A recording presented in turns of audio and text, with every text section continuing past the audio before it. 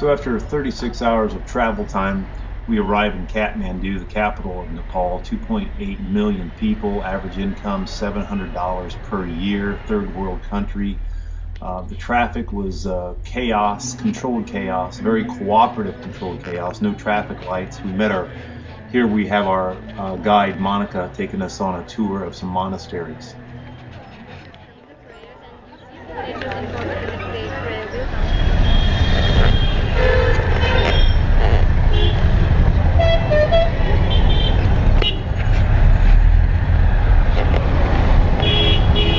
Look at this intersection, how we're going through here. There's no lights, there's no police officers.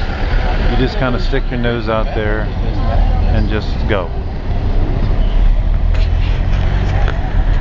Major intersection, main street in Kathmandu.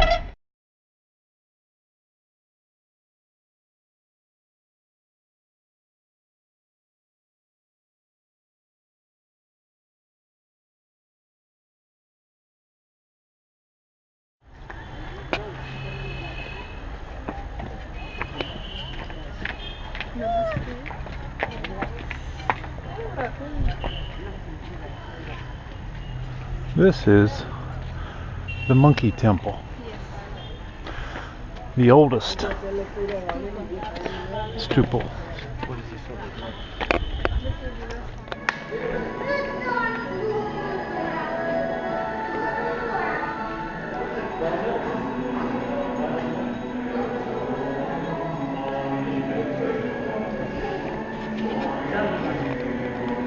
Million people in the Kathmandu village, and we had a guide yesterday by the name of Monica, and she did a phenomenal job. But the people here are primarily of Hindu, 80 to 90%, with 10% or so being Buddhist. But there's multiple temples around. We went and visited 3 of them, of which are some film clips that we'll possibly share with you. A lot of statues developed in honoring their gods, and they pray to the statues. The people seem to put God, these religions, really separate. I haven't got all the answers, but I'm open to them. And but there's something strange. One of my favorite words for 20 plus years has been namaste, and namaste means I see in you the parts that we share or have in common. And it's the typical greeting where we'll say hello, they'll say namaste. And the traffic down here was just a fright. There's just no order to it, but the people have this communication and way of understanding that it's a symbiotic cooperation. I mean, with all the chaos, you would think it would just be a mess, but people honk their horns and beep in a way of communicating, whereas in the States it would be a matter of hand gestures and yelling and road rage, and when you honk a horn it means something completely different. Here they expect you to honk a horn and to communicate that you're coming through, you're moving, and there's just a real sense of cooperation. Beggars on the streets were definitely around, and but it really comes back to a simple fact that we're all products of our environment. We're products of our environment, and if that's the environment they were raised in, then that's all they know. It's really no different in this side of the world than it is on our side. So with that being said, enough philosophy this morning. We're getting ready to head off and get a little breakfast and get ready to jump on a plane and head to Lukla. We flew from Kathmandu to Lukla. Lukla Airport is 10,000 foot elevation, rated the #1 worst airport in the world to land at. We didn't share this with anyone, including my wife, before we left. Little trek we gotta crawl up here to get across this river that's flowing down from up the mountain. Falls on up the way there. Coming down the mountain, we just crossed here. Coming around the edge. Some rather treacherous areas we have to cross. Tying our group up ahead of us.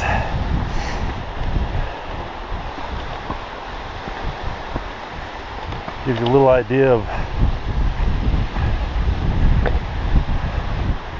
the fact that you want to have feet underneath of you. And the trail gets reasonable again.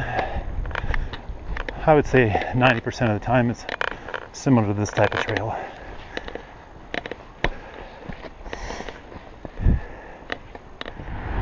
Okay, so here we are.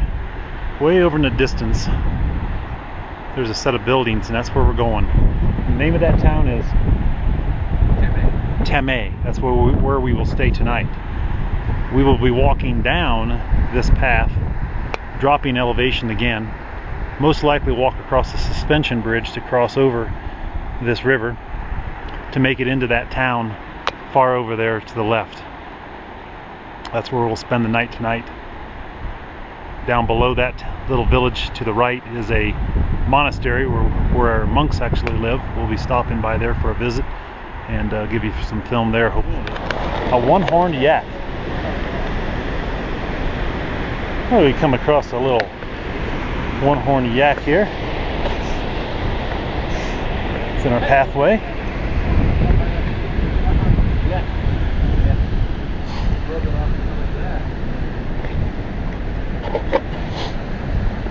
Not sure how he would do in the fair in the arena.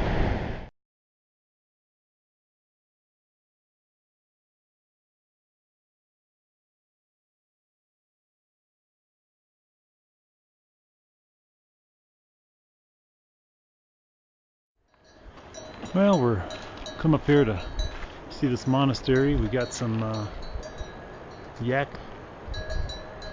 nag, cross, whatever they are. We're walking our way on up here. Like I say, we started way down below this.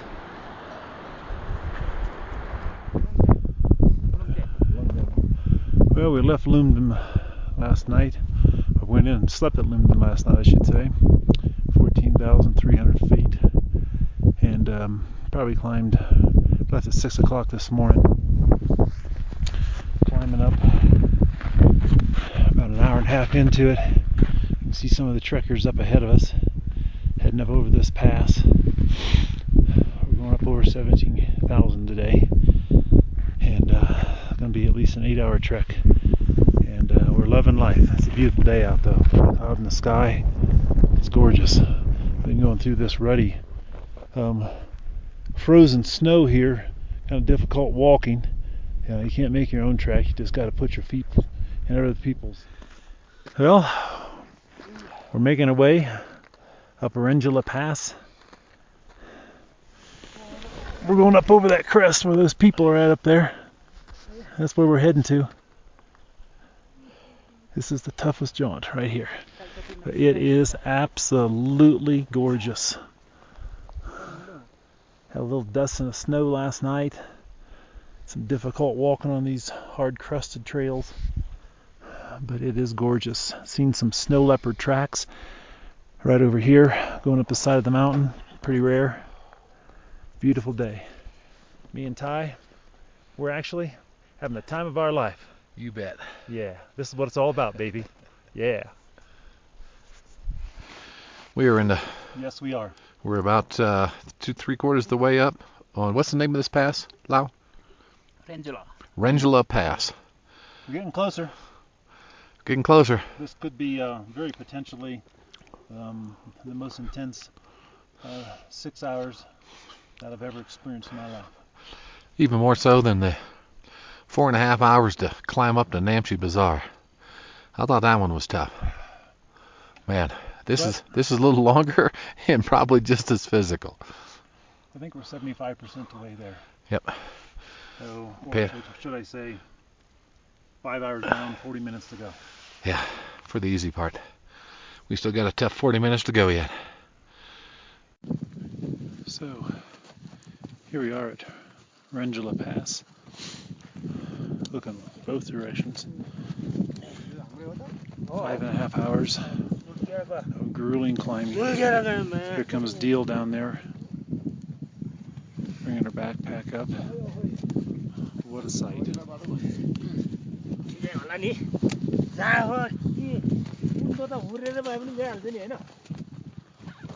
Ty. That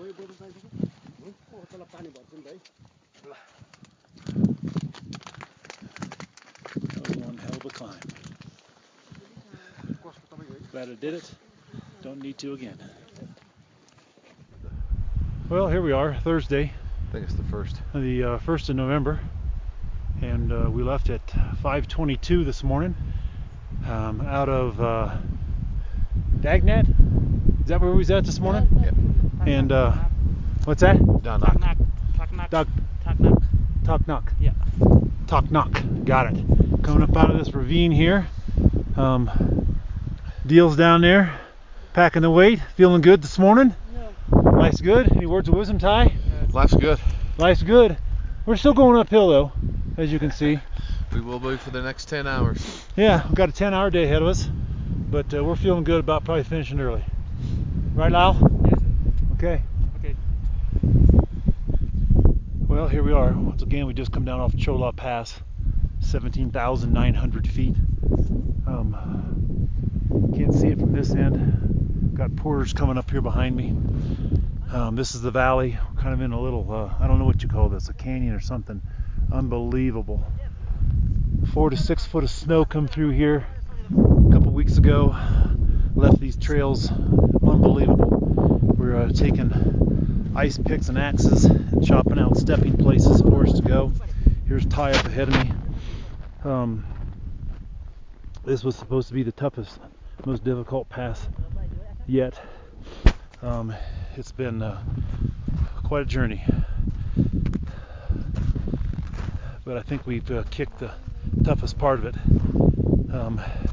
Got to sleep in some high elevation where they say it's tough the night before we go up to a base camp, but we just conquered one of the two monsters.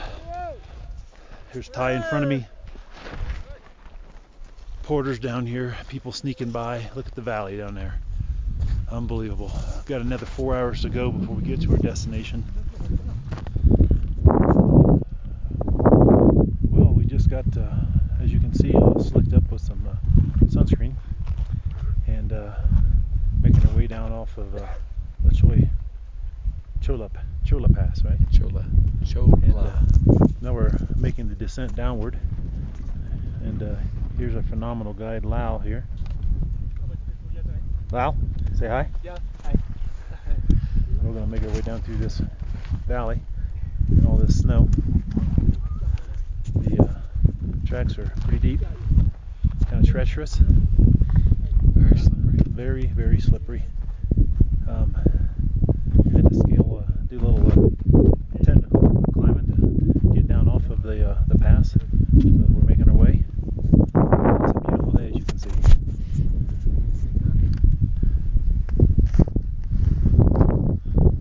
Sorry about your hat, Ty. We coming on down off Chola Pass. We've got a little technical rock climbing going here.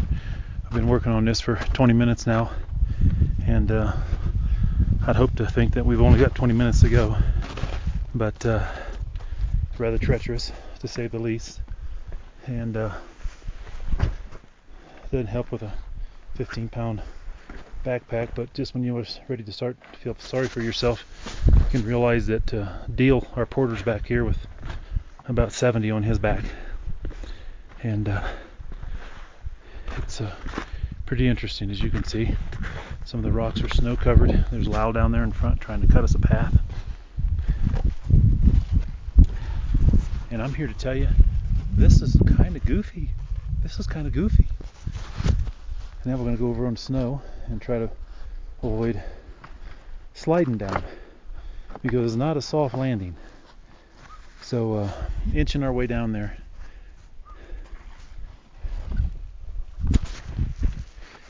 And probably at this point should turn the camera off and free up both of my hands.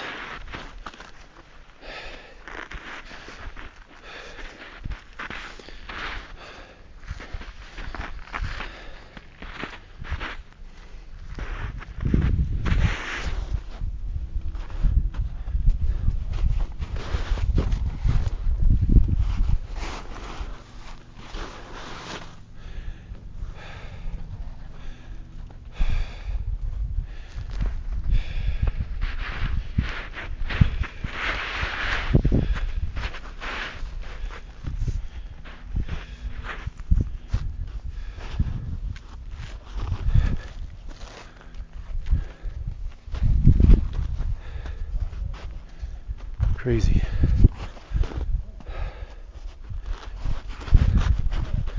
I'd like to tell you this is the most treacherous part, but coming down off that pass and crawling straight down off those rocks was even worse than this.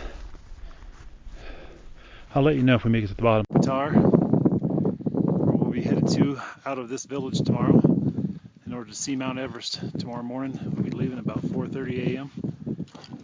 to get up there and get a view at sunrise. Come back down and then trek up to base camp. Gorup Shep. This is the 1st of November at 1 o'clock Nepal time. Life is good. Well, here we are. Decided to go ahead and run up to the top of Kalapatar to take a look at a sunset view of Mount Everest. And there it is, the rocky one back in the back with the clouds rolling in over the peak of it, but you can see it clear. We're going to go on up to the top and see what our view looks like from there. Well, we're at the top of Kalapatar, so we can come up here and get the best shot of Everest. It's right there.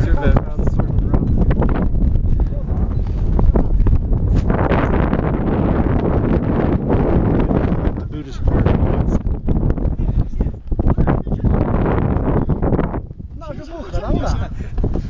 We don't have any interest in going up there.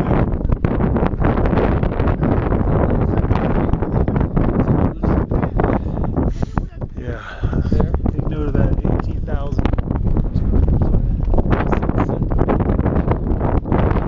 There's a climb up.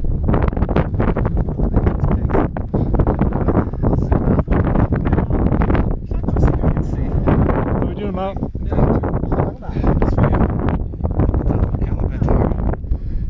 The highest point that I'll ever be in my life.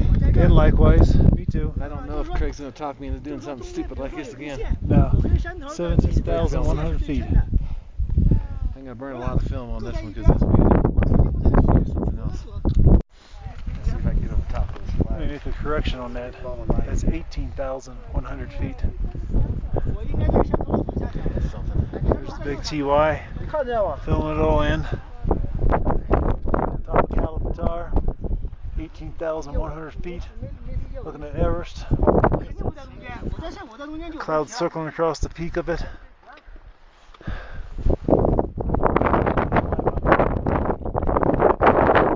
think I'm going to go back and it's going to buy me a cold beer or a hot cup of tea because it is cold up here.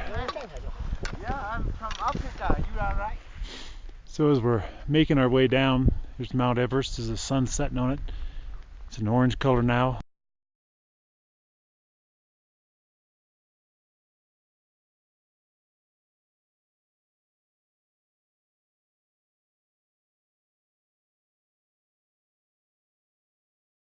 Beautiful. There's Gorup Shep. Can't see it.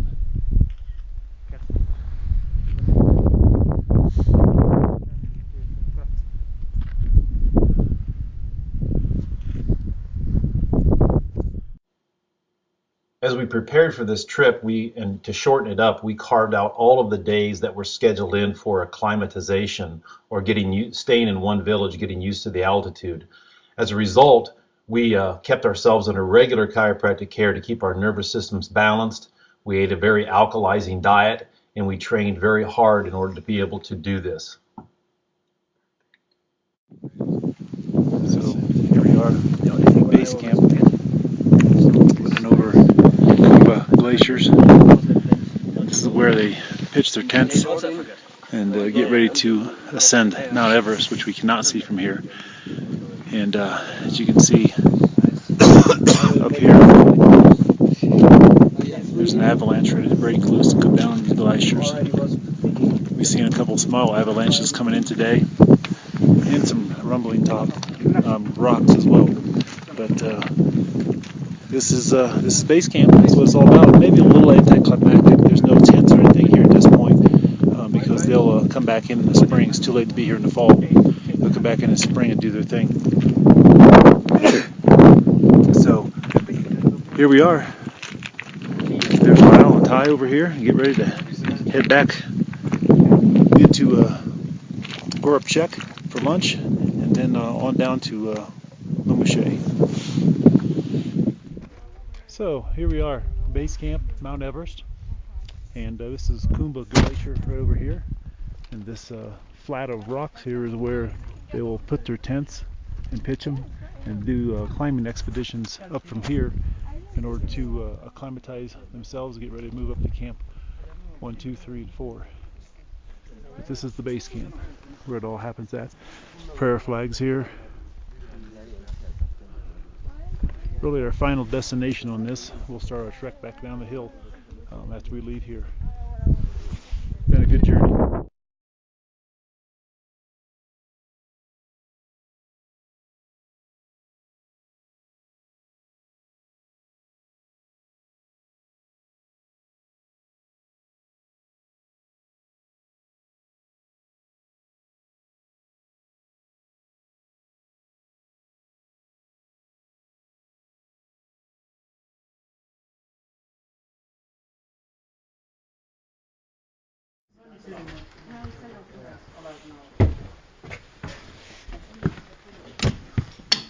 Oops.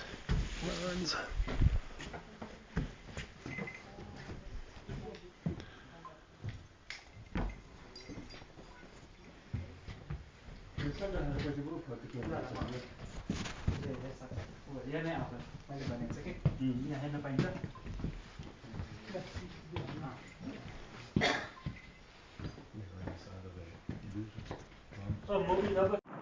Okay, so here we are, marching down, leaving Parache, heading to Namche Bazaar, 8 o'clock in the morning, beautiful sunshiny morning. Don't want to take your eye off the trail too long, because there is quite a drop off down there. But we had a great time last night with the Sherpas, the porters. Great meal, probably the best tea house we stayed in. Finally got a shower after 4 days, and things are good today. Beautiful day. Mountains in front. Trail drops off down to a beautiful river. Here's your foot. You want to pay attention, but it is gorgeous. So we're going to visit a monastery on the way for half an hour or so, have a little tea. Should be about a 3-hour trek into Namche Bazaar today. Got a little shopping to do when we get in there, and take some interviews for Ty's new Sherpa wife that I'm taking home with him for him. He's excited about it, aren't you, Ty? Okay. I'm looking forward to it. Cool. So here we are, actually on our way down to Namche Bazaar, but little did we know that there was going to be a lot of down, but then about I would guess a 800 to 1,000 foot ascent up to this Buddhist monastery that we're going to view now. But Much easier climb than you what it can was see, a couple days ago at higher elevations. Yeah, much easier, but still, we got to be someplace around 13,000 feet, and we're sucking some wind after that climb. Yeah. Why do we do this to ourselves? I don't know. Sometimes we ask that ourselves. But check out this beautiful Buddhist monastery here that we're going to go take in and check out. Phenomenal. And this is where monks live and do their thing. So it's great stuff. Lau's going to take us a little tour here. Right, Lau? Okay. Very good. Where are we at now? In Tangwuzi Monastery, near Tangwuzi Monastery. Okay, in what town? It's Tangwuzi. Okay. Very good. So let's go take a tour. As you can hear in the background, there's a prayer vigil going on for this November festival. It's actually a daily meditation festival that they had, and you can hear in the background. You can film inside during the process, but it's pretty cool to be able to go in and sit in the corner and witness what was going on, and just the respect of these people's beliefs and how they worship God. It's really cool. We're really blessed to be able to be here at this time and witness this. Okay, we're going into a monastery where they're actually having a morning prayer vigil. We're actually allowed to film, so I'm going to be as discreet as possible.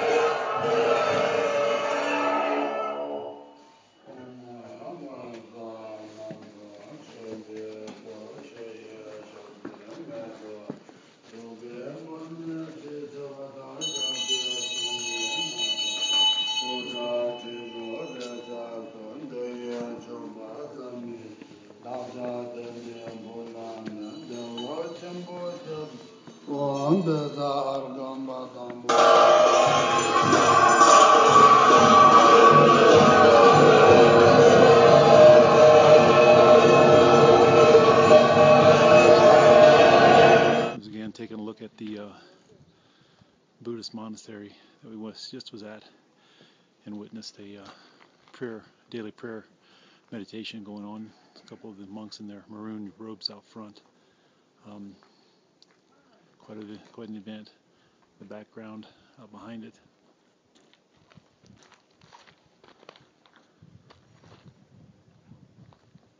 There's the big TY. See the electronic gear here for Wi-Fi? Yep. Here comes the yaks down the trail. Right by me. Carrying their loads.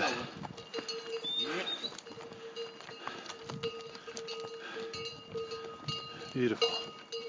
And their porter is in charge of all of them.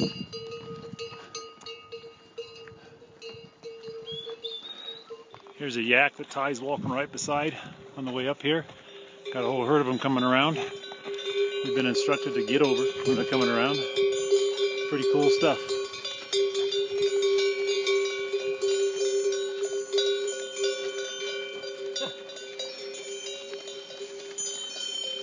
Namaste.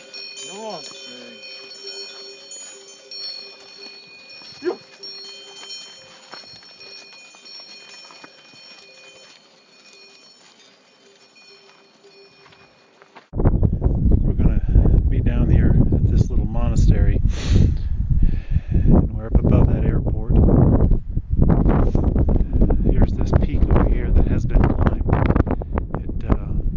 Not as high as Everest, but it has more technical difficulty to climb that peak. But here's an example of some of the trails that we come across. There's Lao, and here's the ridge I'm looking down to the little monastery where we'll come back into Namche Bazaar in, I don't know, 3 or 4 hours. Well, here we are. That's the river we crossed over a little bit ago. We've climbed up a considerable way and got a beautiful scene across from us. You can see the snow peak, you can see the tree line, and we're right below the tree line. I don't know, my experience is 12,000 feet, give or take, is a tree line in Colorado. TY, how we doing here today? Good. It's quite the workout. It's not what I thought it was going to be. Yeah. So it's going to be more downhill. We're not doing a whole lot of downhill. We're just going straight down, straight back up twice now. Yeah. But boy, what a view. It is absolutely phenomenal out here. We could not have asked for better weather through this whole thing. It's good stuff. Good stuff. We are blessed. Waterfall right below the little town we were just in. The children in Nepal were absolutely adorable. I sent pictures home to Lori, and she was begging me to bring 1 or 2 home.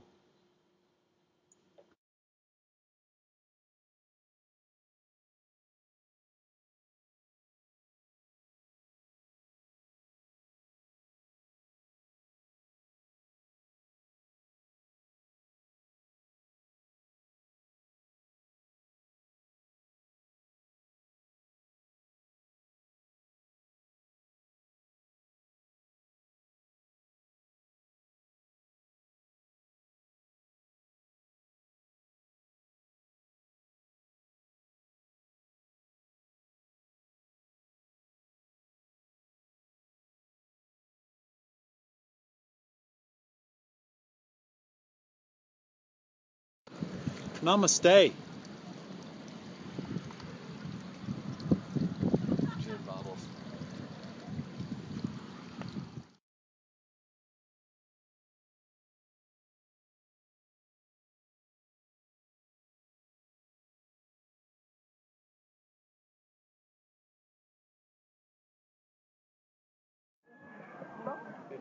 So, yep, here we are, same market, and they have the meat out here to slice off.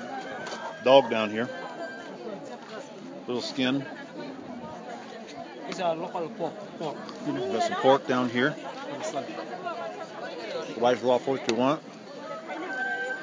There's some bananas that I'm going to buy after a bit here, oranges. Interesting. Got the front half of the hog right here.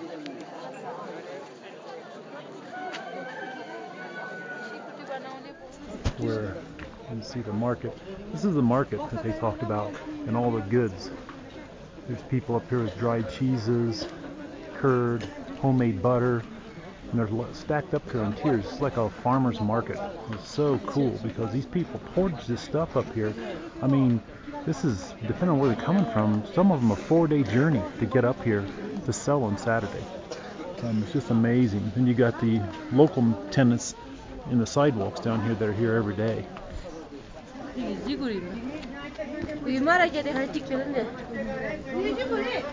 Rice, spinach. Spinach? Spinach Or lettuce? Nuts.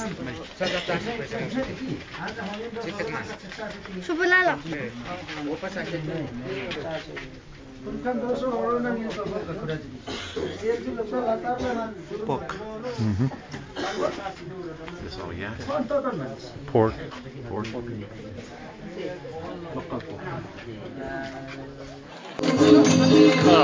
Festival they have down here that we showed you earlier. So close up, coming down through the retail area and doing some dancing around and carrying on. This is going to go on until after dark. Awesome. Me and Ty are inside having a little happy hour. This is going on outside. The owners of the bar weren't very happy about it, but I thought it was worth coming out and getting a quick picture. You guys are shaking it down. Well, we're at the local market here, and we got everything from eggs to actual chickens for sale, yams, eggs by the dozens. Egg is our local egg. Yeah, and so we're down here actually at Lukla at the Thursday market where people bring their produce in and sell it.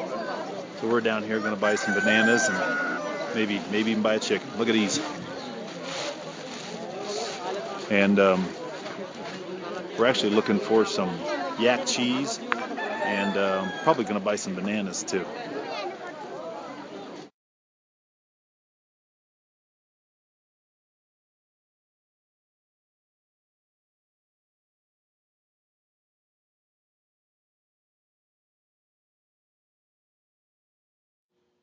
The tree line is approximately 12,000 foot. Once you get above that, there's no wood to burn. So they actually make yak dung patties and dry them on the walls, the stone walls, and burn them in their furnaces. That's what we heated with. This is a picture of Dill, our porter, who wore tennis shoes the whole time and carried 80 pounds on his head for us, 120 miles. So there's Dill, picking up our pack and heading down the trail. All the weight on his head. Turn sideways. You don't understand. I'll get him later.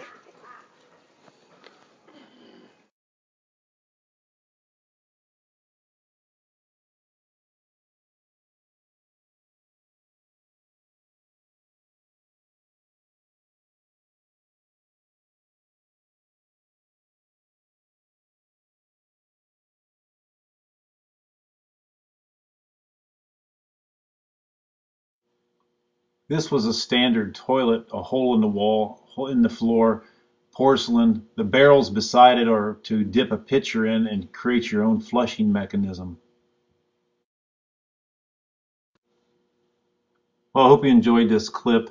I want to, too many people to thank, but definitely my staff and especially my docs who did a great job of covering the office, my wonderful and supportive wife, my friend Ty Lutz for organizing it, making it happen, and to the wonderful people of Nepal, and I say to them and to you, namaste.